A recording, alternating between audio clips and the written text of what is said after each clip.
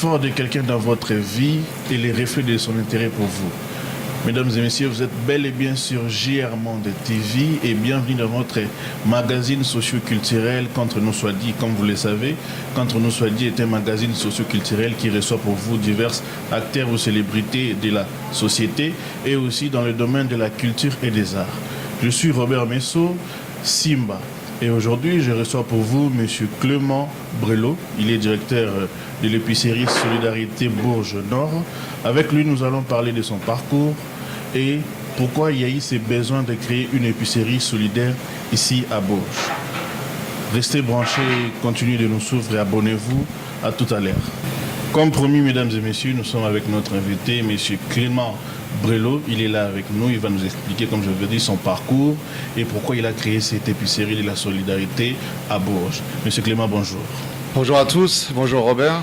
Vous allez bien, la santé, ça va? Impeccable, c'est la fin de semaine là. Ah ouais. La semaine était chargée, mais on est là. Voilà, on va se reposer un petit peu ce week-end. Oui, Monsieur Clément, est-ce que vous pouvez nous parler de vous? Vous pouvez vous présenter à ces téléspectateurs, ces chers internautes qui vous suivez, qui est vraiment Monsieur Clément Brelot, ici à Bourges? D'accord. Donc, je m'appelle Clément, j'ai une quarantaine d'années et je suis directeur de l'épicerie solidaire, cet endroit où on est. Je vais vous expliquer par la suite de l'émission. Depuis 2012, donc ça va faire maintenant 14 ans. 13 ans, bientôt 14 ans. Donc moi j'ai un parcours, je suis un peu là par hasard. J'avais fait des études d'économie, spécialisé plus dans l'économie du développement et des ressources naturelles. D'accord. Là, j'avais toujours la vocation de faire un métier qui serve à la société, on va dire. Voilà, ça a toujours été dans le coin de ma tête, c'est la tradition familiale, beaucoup dans le monde associatif, et mes valeurs personnelles et humaines. Et donc, j'étais plutôt orienté dans la recherche économique pour les pays en développement, en région parisienne. J'ai fait mes études. Il s'avère que rechercher du travail, un premier travail en France, c'est très compliqué. J'étais retourné chez mes parents. J'ai pas mal galéré, puis j'ai postulé un petit peu ici par hasard. Et mon profil les a intéressés, et depuis, j'ai pas quitté le poste, le 9e. Ah, d'accord. Mais nous voulons vraiment savoir, est-ce qu'il y avait un besoin précis? Vous avez ressenti quelque chose dans la ville de Bourges pour créer cette épicerie? Alors, moi, je ne suis pas créateur de l'épicerie. Elle existe depuis 2008. C'est un groupe de bénévoles qui a créé l'épicerie solidaire. D'accord. Pourquoi? Parce qu'avant, il y avait un système de distribution de bons alimentaires dans le quartier. Donc, les gens venaient, on leur donnait une valeur de 10-20 euros. Mais c'était pas... Voilà, moi, ils m'en ont parlé, certains bénévoles. C'était beaucoup dans la consommation. Et donc, il y a le modèle des épiceries solidaires qui s'est développé en France et en Europe, où le but, c'est que les familles puissent acheter des produits à petit prix. Il y a une participation financière. Et avant, l'aide alimentaire, c'était surtout, on donnait des colis gratuits, avec tous les excès que ça peut avoir. Maintenant, on peut donner des colis avec un prix réduit, c'est ça? Alors ici, c'est même pas un colis, c'est du libre choix. C'est comme une épicerie, c'est comme un magasin. On prend ce qu'on veut à petit prix. Est-ce que vous êtes soutenu par d'autres entités comme la mairie, parce que vous avez parlé des bons? Est-ce que vous êtes soutenu par la mairie, par le conseil départemental ou quoi que ce soit? Donc, on a en effet des subventions publiques qui nous aident. Donc, on a l'État, à travers un dispositif qui s'appelle la politique de la ville, parce qu'on est dans un quartier prioritaire de la ville, c'est un quartier populaire où il y a des difficultés économiques et sociales supérieures à la moyenne nationale. Le conseil départemental du Cher, la ville de Bourges, la CAF, par les actions qu'on mène auprès des familles. Mais sinon, la majorité de nos revenus proviennent des familles. Des familles. Parce qu'ils payent. Ils payent. Donc c'est 80% de notre budget. C'est les achats des familles. Donc on est relativement autonome. On a un modèle économique qui nous permet de fonctionner sans être à 100% subventionné par exactement. Il y a des structures, c'est ça. Donc nous, on est quand même autonome. S'il y a une subvention qui saute, on ne souhaite pas. Donc quand même, on pourrait s'en sortir. Mais maintenant, tout ce que je vois comme marchandises ici, du lait, du sucre, de l'huile, donc ça veut dire que c'est vous qui achetez ça en grande partie? Alors, on travaille avec une association qui s'appelle la Banque Alimentaire du Cher. La Banque Alimentaire, c'est une association qui récupère des invendus dans les supermarchés, chez les industriels, beaucoup, dans les plateformes logistiques.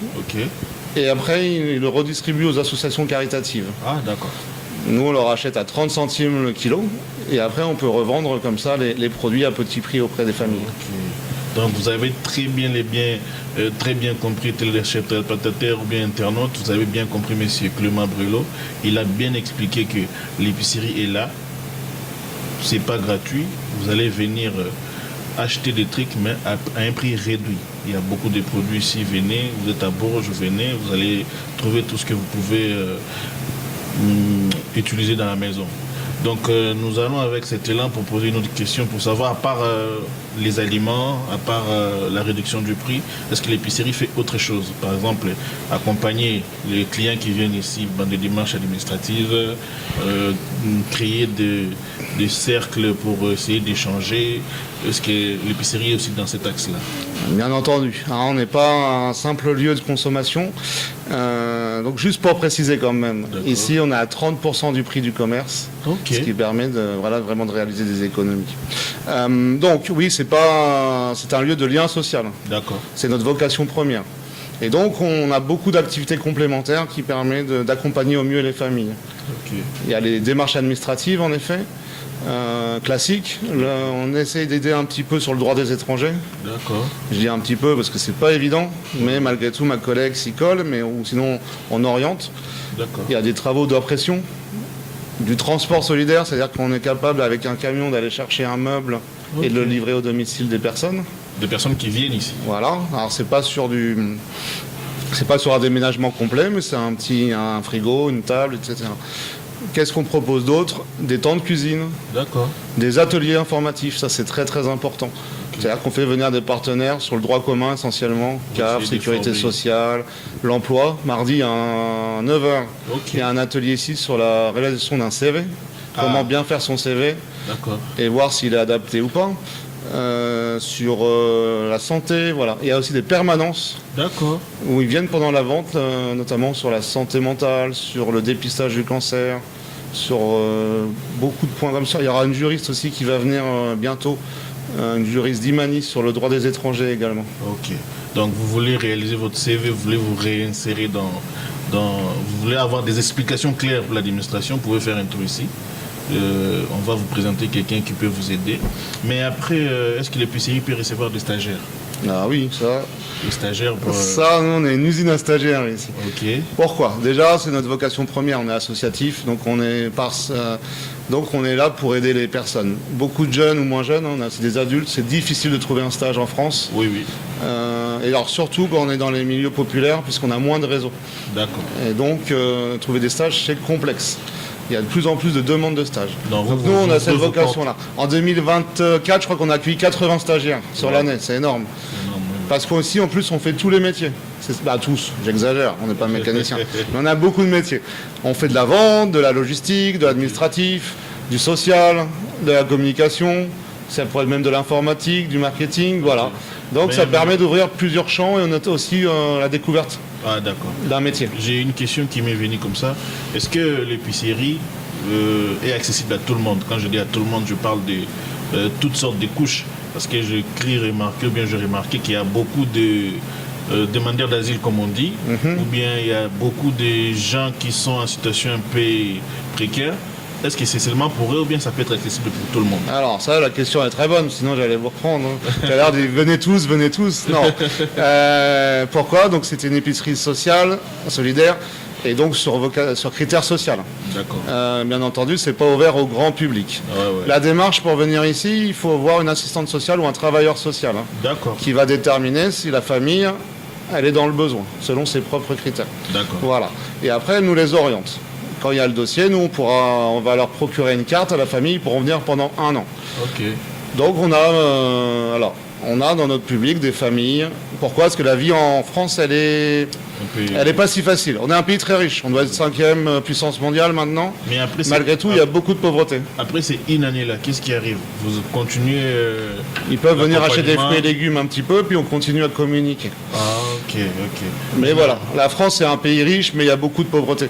Notamment dans les quartiers, parce que la vie est chère. Il faut payer le logement, l'énergie, le transport. Il y a moins de solidarité familiale. Ah oui. Mais nous avons aussi fait une petite investigation. Nous avons vu on nous a dit qu'il y avait des associations de solidarité Bourges, mais il y a un qui a fermé et ça continue. L'autre là, pourquoi ça a fermé? Vous avez pas... Laquelle alors? On nous a dit que c'était toujours épicerie Solidarité Bourges, mais ça a fermé depuis 2012 ou 2011. Je sais pas de quoi vous parlez là. Je connais pas l'histoire. Non, honnêtement, non. Il n'y a que nous, on n'est que cette structure sur ce lieu, à la chancellerie. À la chancellerie. Voilà, il n'y a que nous. Après, il y a d'autres structures d'aide alimentaire. Il y a d'autres structures. Mais c'est pas géré par nous. Notre modèle, il est que ici. Maintenant, quels sont vos horaires d'ouverture ici? On est ouvert du lundi au vendredi, toute la semaine, sur des demi-journées à la vente, le lundi, mardi, jeudi après-midi, et le vendredi et le mercredi matin. Mercredi, vendredi matin. Mais malgré tout, si on est fermé à la vente, on sera toujours ouvert pour les tâches administratives, de logistique et d'accueil. C'est sur pour des ateliers ou des photocopies. Voilà. Donc globalement, on est ouvert de 9h à 17h30. Vous allez trouver quelqu'un tous les jours, du lundi au vendredi. Mais est-ce que c'est sur rendez-vous ou bien... Non, ici on ouvre toujours la porte. On est très spontané, on a un accueil inconditionnel. Ça c'est moi-même. Et si on n'a pas le temps, on va dire tant pis, on se retrouve plus tard. Mais en tout cas, on va prendre 30 secondes pour écouter la personne et ses difficultés. Ah d'accord. Mais est-ce que vous avez un mot à dire pour tous ces mondes qui vous suivent à travers notre chaîne JR Monde TV bien à moi? Abonnez-vous pour nous soutenir. Comme ça, on va continuer à faire des émissions, des interviews. Et vous allez comprendre vraiment comment la ville de Bourges fonctionne. Il y a des épiceries, il y a beaucoup d'autres choses. Donc abonnez-vous dans notre chaîne JR Monde TV massivement et ça sera apprécié par beaucoup de gens qui vont voir que vous nous soutenez et ça serait une bonne chose. Maintenant, est-ce que vous avez un mot à dire à tous ces internautes, à tous ces mondes qui vous suivez à travers notre chaîne? Vous voulez leur dire quoi? Donc, par rapport à l'épicerie, bien sûr, j'avais compris.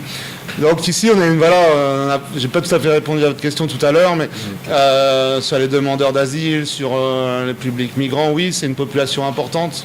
Parce que malheureusement, dans le monde, il y a eu beaucoup de conflits ces derniers temps. La Syrie, l'Afghanistan, le Soudan et d'autres. Et le Congo, pardon, j'avais oublié. Malheureusement, ça dure depuis 30 ans. Ben oui. Et autres.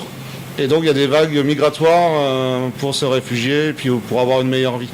Et dans le quartier, il y a 2 CADA, donc il y a beaucoup de demandeurs d'asile. Ce qui fait que nous... Et puis ici, à l'épicerie, on a toujours cette vocation d'accueillir cette population avec des grosses difficultés.